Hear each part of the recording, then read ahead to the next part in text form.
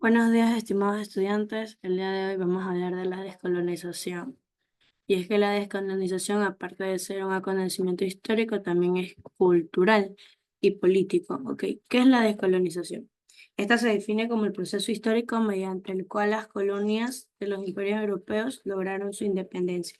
Un fenómeno que, además de ser especialmente político, porque casi todas las colonias mantuvieron la dependencia económica respecto a sus antiguas metrópolis. ¿Ok? Las causas de la descolonización fueron múltiples, como por ejemplo conflictos bélicos como la Segunda Guerra Mundial, la aparición de movimientos anticolondistas o independistas, los cambios en la opinión pública, el papel o el rol que la ONU tuvo en las sociedades y la rentabilidad de los imperios. A su vez, la influencia de la Guerra Fría y la Conferencia de Bandung.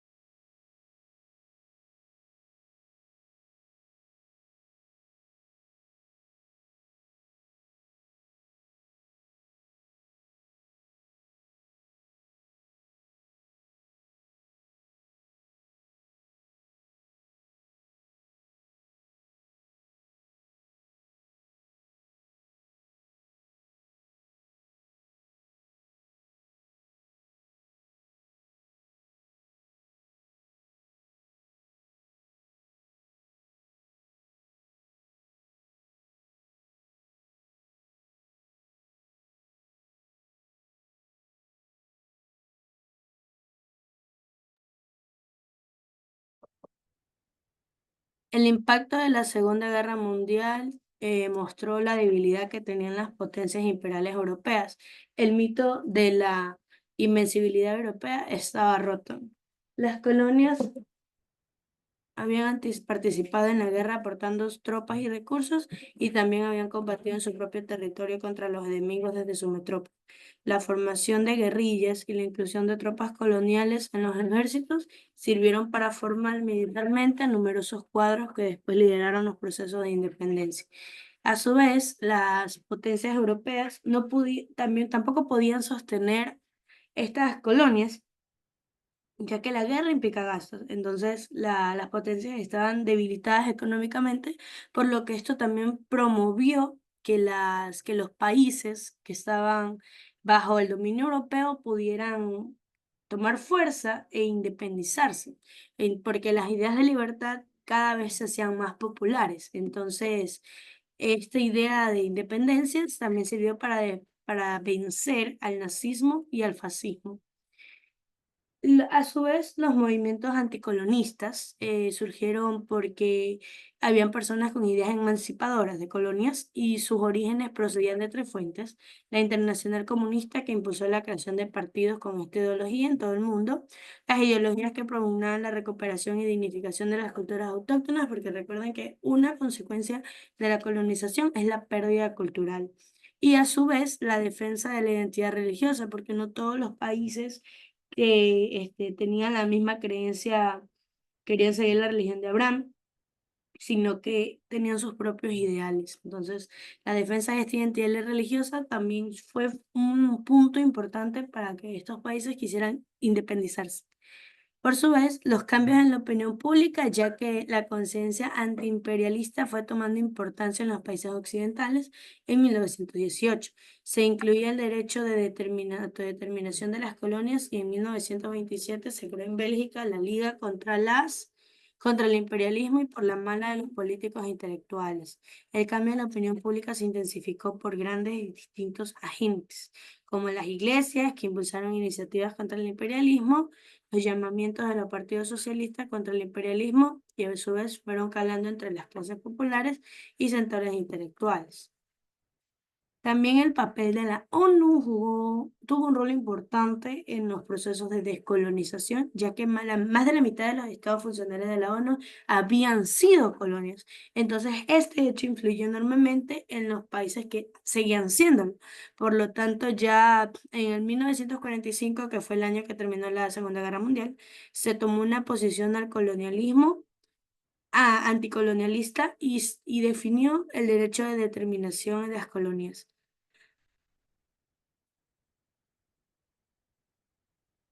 La rentabilidad de los imperios, como les decía, los costes económicos de estas metrópolis suponían un gasto enorme para los países, los países imperialistas. Entonces no se pudo, ellos no podían sostener a más porque los gastos de la guerra habían sido altos y no justificaban más cargas. La influencia de la Guerra Fría, también en su propio origen colonial, porque Estados Unidos y la URSS se oponían al colonialismo, porque Estados Unidos, por su propio origen colonial y la defensa de valores democráticos, predisponían a este país de defender a la emancipación de las colonias. Y la URSS también mantuvo fuerte hostilidad a los imperios por motivos ideológicos y atraer nuevos países a la URSS. ¿Ok? Bien, vamos a compartir un corto video acerca de la descolonización para poder entenderlo más en un concepto social cultural y también profundizar qué es, porque este proceso también, además de traer ventajas, tiene sus consecuencias. Entonces vamos a escuchar.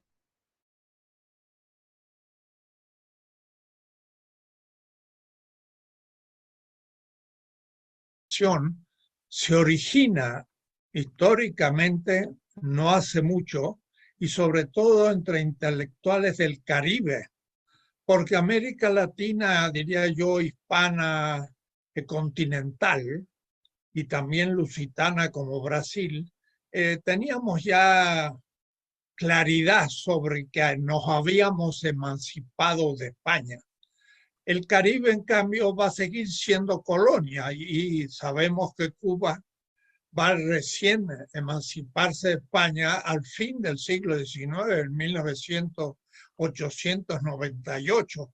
Y después, en pleno siglo XX, hubo todavía colonias en el Caribe. Entonces, el tema de la colonización siguió siendo muy presente, ligado al tema del esclavismo, de tal manera que la emancipación como lucha contra el esclavismo se ligó a el tema también de la emancipación nacional de algunas de las islas del Caribe.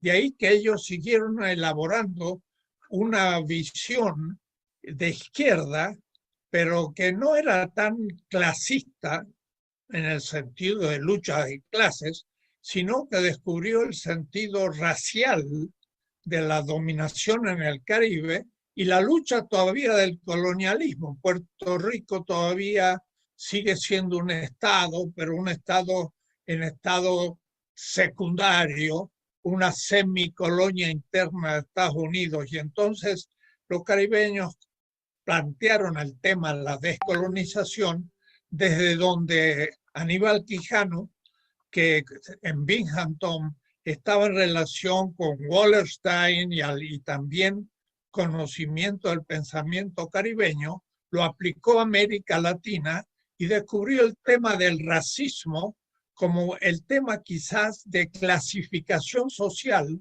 más fuerte aún que la clase, como lo habíamos pensado en el marxismo tradicional. De tal manera que el tema del racismo y al tema de liberarse todavía de los imperios, que no fue España y Portugal solo, sino Francia, Inglaterra y sobre todo Estados Unidos y en el Caribe, entonces hizo entrar en conciencia de que sí, nos habíamos emancipado de España al comienzo del siglo XIX, la mayoría de América Latina, pero inmediatamente caímos en un neocolonialismo. Y miren, en el tema de la deuda externa, por ejemplo, en no bien terminada la emancipación 1822, el gobierno de Rivadavia en Argentina hace un empréstito a un capital financiero inglés que le lleva a cubrir ese empréstito, esa deuda externa, casi todo el siglo XIX, porque de inmediato el Plata, que era colonia española, pasó prácticamente a ser una colonia o una neocolonia inglesa, y lo mismo acontecía con Brasil, y el Caribe seguía dependiendo del mundo anglosajón y sobre todo norteamericano que reemplazó a España.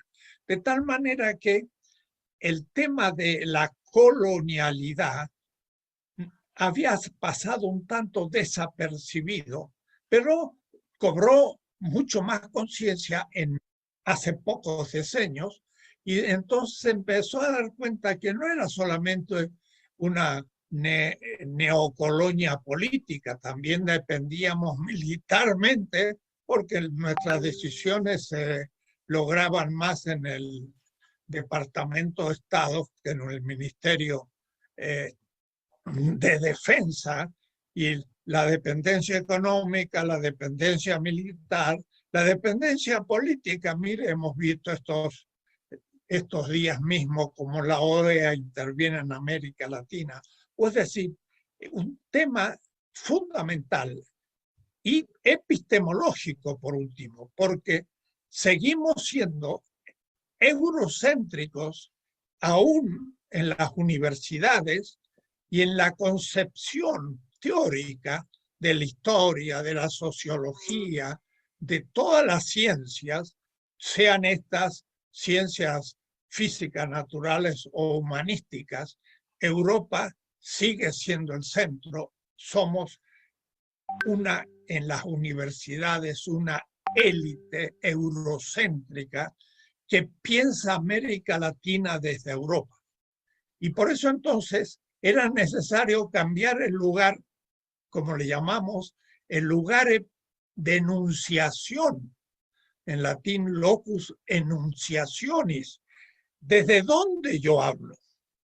Hablo desde Berlín, desde París, desde New York, o hablo desde México, Sao Paulo, Buenos Aires. ¿Dónde me sitúo? Y aún en nuestros países, como decía Pablo González Casanova, había un colonialismo interno, como también lo decía Stavenhagen.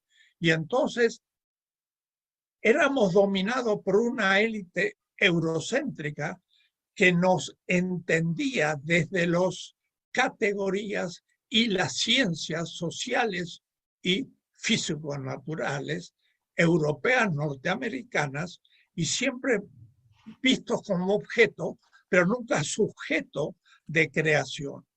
Y entonces la ruptura se produce aproximadamente hace 2 decenios, no mucho más, que empezó en la crítica a la dependencia, en la teoría de la dependencia, y poco a poco fuimos ya encontrando un lugar de enunciación y un lenguaje distinto y categorías de interpretación. Y entonces van surgiendo en América Latina nueva interpretación de la realidad descolonizada en el sentido que pensamos desde nosotros mismos lo que ha acontecido con nuestro continente desde la invasión, es decir, 1492, y el genocidio que se produjo con nuestros pueblos originarios, que lo hemos ignorado y que están como fuera de la historia. Es toda una revolución teórica, práctica y política, porque ahora sí hay que empezar a afirmar la soberanía popular, porque el sujeto del poder es el pueblo y no el Estado, y menos un Estado dependiente y corrupto por las potencias extranjeras. Me dieron unos pocos minutos para iniciar el tema y creo que ya más o menos lo he cumplido.